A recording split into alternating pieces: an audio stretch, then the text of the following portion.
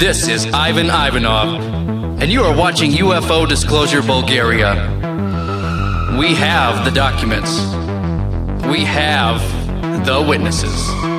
True stories about UFOs, visitors from outer space, and other worlds.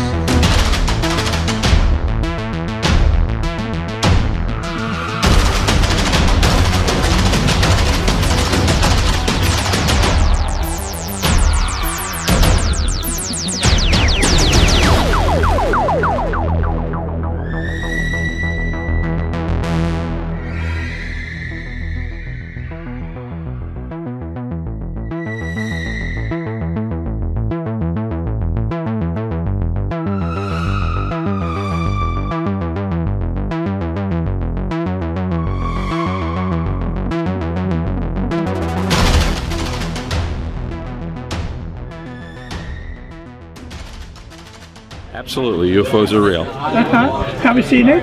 I actually saw a craft when I was 10 years old. It was in my backyard in Thousand Oaks, California. It was hovering 10 feet off the ground, about 30 feet from my brother and I, and it was a structured craft with landing gear on it, making a humming noise, much like a transformer on a telephone pole.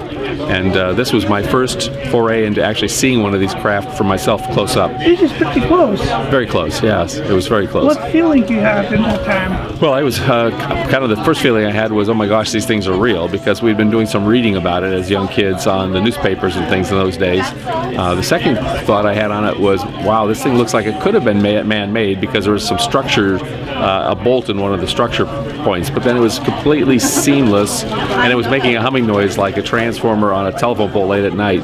So I don't believe it was our technology. This was 50 years ago. It was 1965. Actually over 50 years ago, 53 years ago. So I don't believe it was ours. I believe it was from someplace else, some kind of a landing craft. How many files MUFON has? I mean, real files. Real files, over 100,000 files currently. We have more than 94,000 in our CMS database, which is an online database. We have another 9,000 cases, which are from the previous days when we did everything by paper. This is called the Pandora files. We're going to be making those available to the public very soon. Have you have any mess with the government? I've never had any with the government in terms of being messed with, you mean? Like to go in the hearing with the representative of the Congress and talking about this, about the files? I did meet with my congressman about 20 years ago and talked about this subject, and he was very open to listening to it and hearing the subject. But you know, governments, the purpose of government is not so much to tell people about things like this. The purpose of government is to basically protect the people and make sure that they're taken care of. So I think if we expect our government to come forward and say UFOs are real, I don't think that's ever going to happen. But I think there are people within the government who will come forward, people like Christopher Mellon on the TTSA team, Lou Elizondo, Jimmy Semivan. These are folks who've interacted with the phenomenon as part of their jobs or have become aware of it, and now they're willing to step out and speak on it. I don't think the president or president of any country is ever going to step forward and just say UFOs are real. They'll let you look at the data, and that's what MUFON does. We provide the data and the cases so people can actually see what's there. So I encourage people to join MUFON and get involved and work this out and talk to the people around them. That's how it's going to change. You have people all over the world. Yes, we have. We operate in 43 countries in all 50 states, and Bulgaria is one of them. Oh, wow. Yeah. And so basically it's a volunteer type of a force. So everyone does it by volunteer.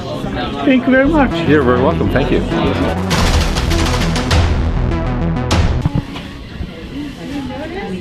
Hola. Hola. ¿Cómo está, amigo? Muy bien. Thank you so much for this interview. Unfortunately, I cannot speak Spanish. Don't worry, my English is so-so. I'm very thankful to be with UFO Disclosure Bulgaria, even for 5 minutes. I appreciate that. Okay. And I'm following you for a long time, but just like pictures, because I don't understand exactly what you're saying. Okay. But I feel that you're saying something important. I will speak in my language, in Spanish, with my interpreter, Kimberly. Yeah. Okay. Para los amigos de Bulgaria, creo que lo más importante es el mensaje que se desprende del fenómeno OVNI. For my friends in Bulgaria, the most important thing is the message that is part of the UFO phenomena. Más allá de la investigación racional de los avistamientos y las evidencias, Much more than the rational study of sightings, no hay que olvidar que hay una inteligencia no humana detrás de esta tecnología. we must not forget that there is an intelligence that is not human behind this technology. Y deberíamos comprender por qué muchos de estos seres tienen aspecto humano. And we should understand that many of these beings do have a humanoid aspect. Cabeza, tronco, extremidades como nosotros. They have a head, a trunk, just like us. Son criaturas que también se han desarrollado como nosotros, pero en otras partes del universo. They are creatures that have developed just like us, but in other parts of the universe. Y si nos están visitando, ¿hace cuánto tiempo lo hacen? And if they have been visiting, for how long have they been visiting?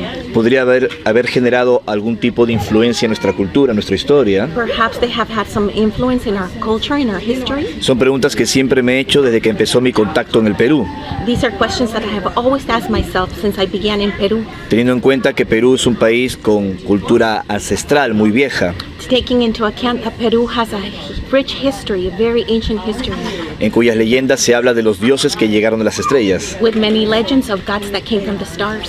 Por eso pienso que más allá del estudio del fenómeno ovni y las fotografías del mismo, That's why I say that much more than the UFO phenomena, me interesa el mensaje que hay detrás del fenómeno, what is of interest to me is the message behind the phenomena. la inteligencia que controla el fenómeno What is the intelligence that controls the phenomena? y cómo nos puede situar en la comprensión de nuestro lugar en el universo. And how can this help understand our situation in the universe now? What humanity can change to be more friendly each other, like a human beings, and friendly with our brothers from the universe, from the stars? The answer is the peace. La respuesta es la paz. Procurar ver lo que nos une y no lo que nos separa como especie. It is to try to look at what unites us and not what divides us as a species. Sé que suena como muy místico lo que estoy diciendo, And I understand that this might sound very mystical, pero es lo que he comprendido. but it is what I have come to understand. Como dije en mi presentación aquí en el Congreso de Nevada, As I said in my presentation here in Nevada, ¿cómo vamos a intentar un contacto con seres de otros mundos y otras realidades how is it that we can even attempt to have contact with beings of other worlds si no intentamos primero un contacto con nosotros mismos, when we don't have this contact with ourselves, con los demás? with each other? Así es que creo que lo que la humanidad debería corregir o cambiar So what I'm saying is that what I believe that humanity needs to change, es su actitud frente a los demás. it is its attitude among each other. Dejar de ser menos violentos, hostiles, We need to be less violent and hostile. ser más We pacíficos, need to be more peaceful, porque la paz es el lenguaje del cosmos. because peace is the language of the cosmos. Gracias, muchas gracias. Thank you so much again for this interview. Thank you.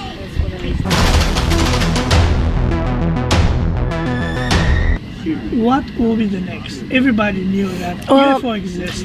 Yeah, what will be the next step? The next step is to collect all cosmic messages from all over the world, the messages that we're given. And right now, most of my work is done in Latin America because that's where the space people are walking off the spaceships, in Latin America.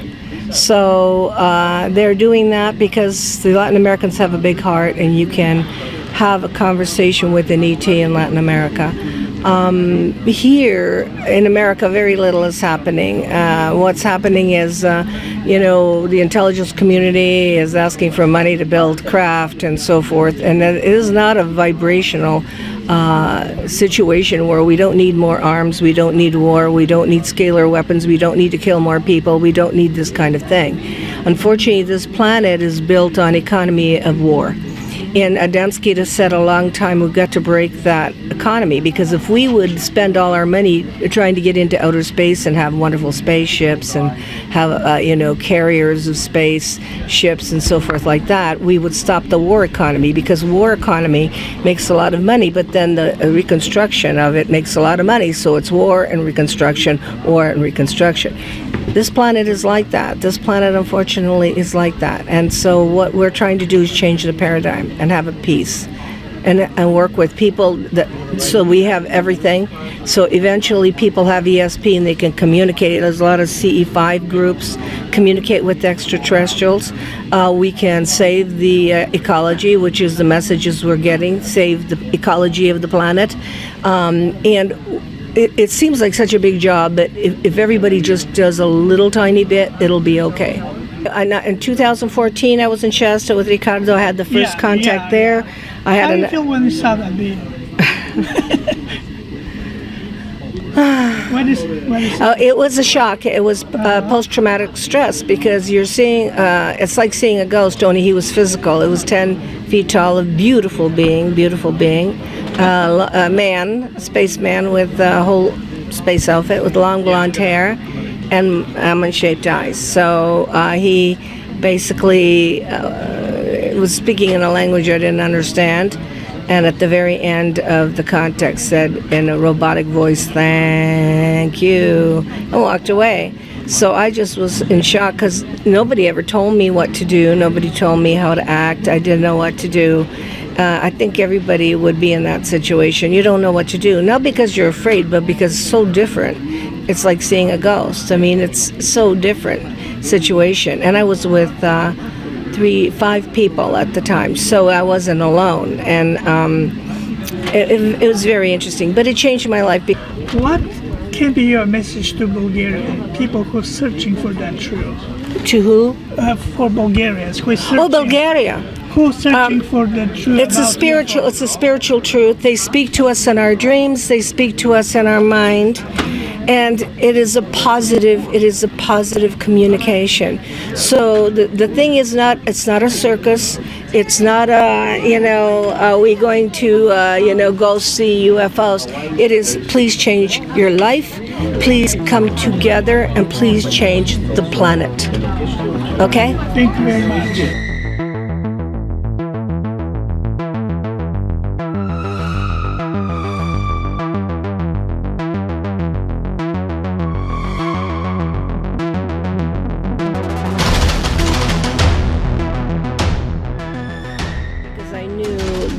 In fact, this is one of the people that was with me. This is Raimundo. Okay. He's asking me about Shasta. Raimundo was with me, so you could even go that way. And Raimundo, is Antarel physical? Yes. Yes. And Raimundo has seen Antarel many more times than I have. Yes. Raimundo is with Ricardo Gonzalez's group. You can move the camera over there. Yeah. And he's seen him many more times than I have. So here's Ricardo. Yeah, we met. So thank you. Thanks to this group of people from Latin America. They're very special. They're very special. I had the opportunity, an invitation. She's very kind with us. Paola, thank you for your amazing Congress. Thank you so much. You're welcome. You're welcome. Thank you for coming. And I'll see you soon. Thank you, Paula. You're welcome. I have a long trip. I know. Thank you, I love you. I love you too. Take care. Be ready for the camera. I'll see you This there. lady is the best.